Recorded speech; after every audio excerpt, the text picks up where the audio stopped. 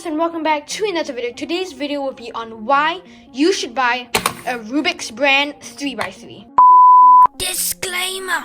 Before this video begins, please remember that the title of this video is Here's Why You Should Buy the Rubik's brand 2.0 Cube. Not why the Rubik's brand 2.0 Cube is good.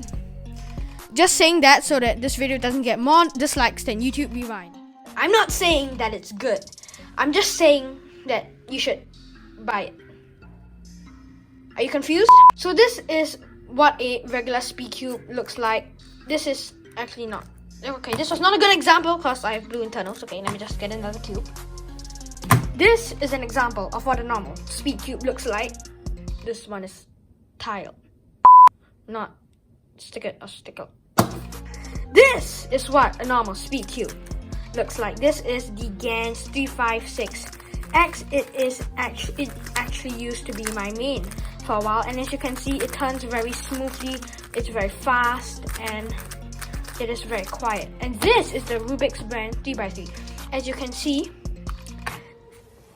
this is stickerless, but this is neither stickered nor stickerless. It's kind of like the Kylan V2M. It has tiles, except that the Yushin Kylan V2M has more rounded tiles, and this one has more square tiles. And what the square means is that it's going to be a lot harder to corner cut, because for cubes like this, if there's like sort of a bigger gap in here and there's like no gap in the middle there, it's just because the whole piece is black, but it actually isn't a very big gap. When there's a big gap here, it's going to be much easier for the cube to corner cut, which means when the layer is not aligned, then you try and turn a different layer, and then this layer will just snap into place. That's corner cutting.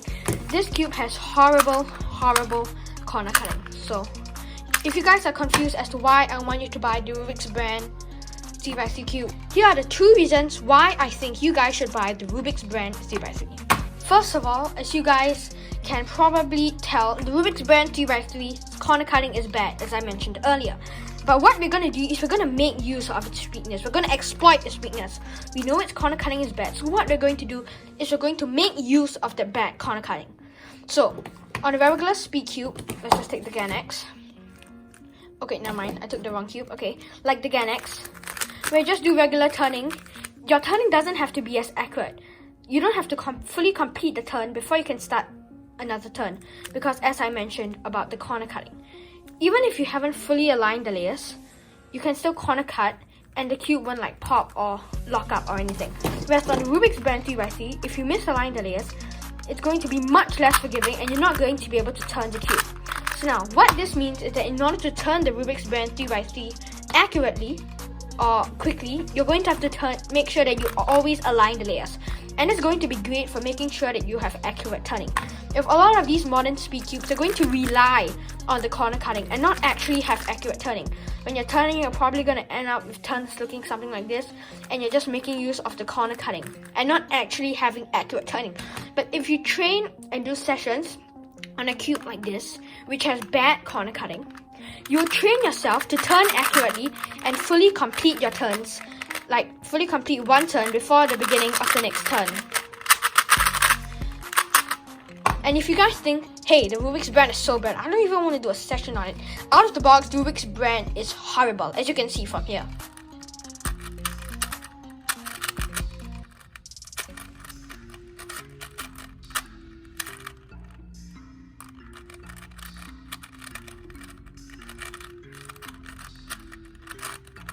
After just a little bit of break-in, like about 20 solves, it turns quite a bit better, as you can see here.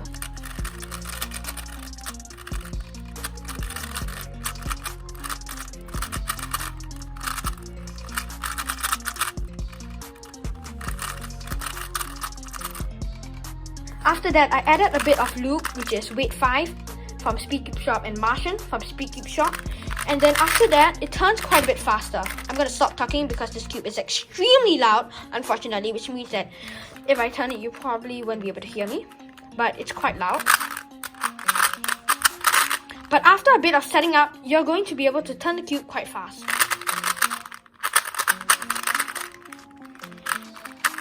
And when I mean fast, I mean if you have accurate turning. If you don't have accurate turning, it's going to look something more like this.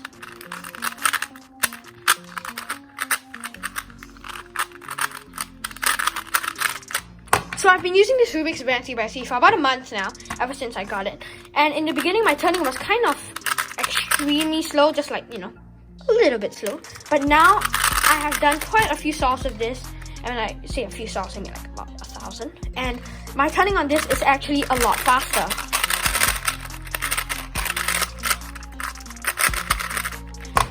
And for the Ganex, as you can see, my turning speed used to be a lot slower, even with these good corner cutting cubes. But after using this cube for a while, and then switching back over to the fast and good corner cutting speed cubes, I didn't make use of the corner cutting that much, and that meant that my turning was more accurate. And especially for areas like EPUM, when the cube requires a lot of corner cutting, I was able to execute algorithms a lot faster and without having to use as much corner cutting. Therefore, my algorithms were a lot more consistent, and I didn't lock up as much doing algorithms that required corner cutting.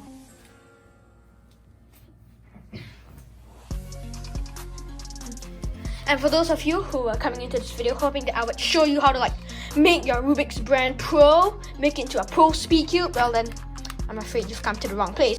Reason number 2, we have look ahead.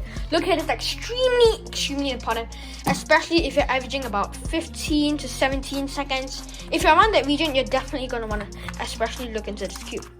Now, as I've mentioned before, your turning on this will not be extremely fast when you get it. But after about 1,000 or a lot of solves, your turning will become a lot faster.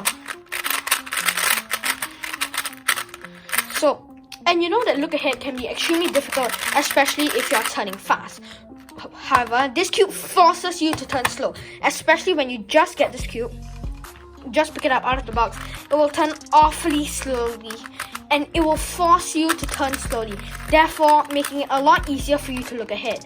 And if you're gonna say, hey, this cube's gonna be so slow, then how does it even help me look ahead if I'm turning so slowly? It's not gonna train me to do look ahead and fast turning speed.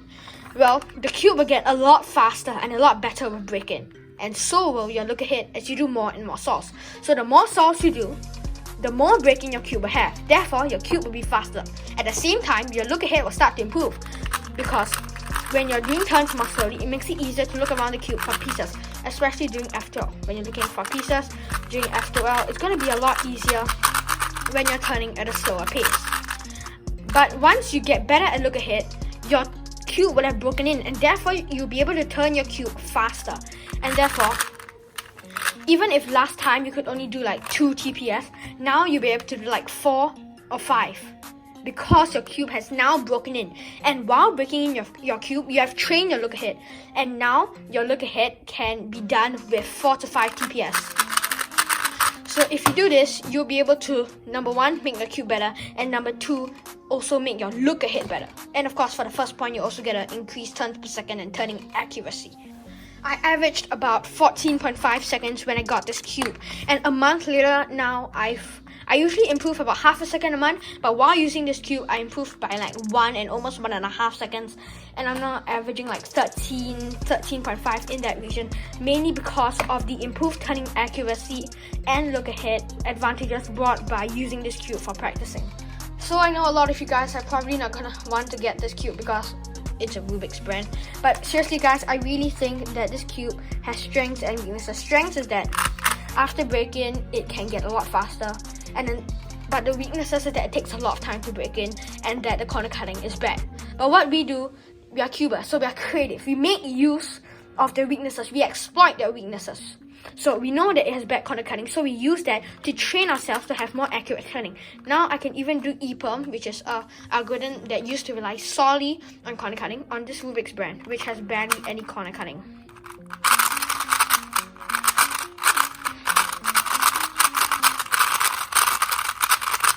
And it's not even that loose. You can barely pull the pieces apart, and the corner cutting is horrible. And also, we're going to make use of the fact that it takes a long time to break in, and the fact that it's really slow at the start and quite fast at the end, to use it to train our look ahead. As our look ahead increases, the speed of the cube will also increase along with the efficiency of our look ahead. Therefore, we'll be able to progress our look ahead together with the cube's speed and also we'll be able to turn faster. So I think we're really killing two birds with one stone here, turning accuracy and look ahead. So I really think that you guys should pick up the Rubik's brand 3x3. It costs like $10, $11, and you can get it at like any store, like just a toy store, Toys R Us, something like that. If you see one of these, make sure you pick them up. They're extremely useful. They might appear really slow and lousy at first, but once you actually look at it, you'll find that you can use its weaknesses to help train yourself. So that was it for today's video. I really hope you guys enjoyed it and learned something new. And hopefully you guys are going to be wanting to pick up the Rubik's brand 2.0, not the Speed Cube, with the one that can be adjusted. You should get the regular Rubik's brand. Make sure you get the one with tiles, not the one with stickers. The one with stickers is just, it's hopeless. It's completely useless. This is bad. But the Rubik's brand 1.0 is even worse. It's too bad for us to use it. We cannot exploit its weaknesses. There's nothing to make use of its weaknesses. Its weaknesses are just too weak. We can't do anything with it. So make sure you guys get the version with tiles. If I can find a link to where you guys can buy the Rubik's brand 2.0, I'll put a link to it in the description below. Thank you guys so much for watching, and I'll see you guys next time.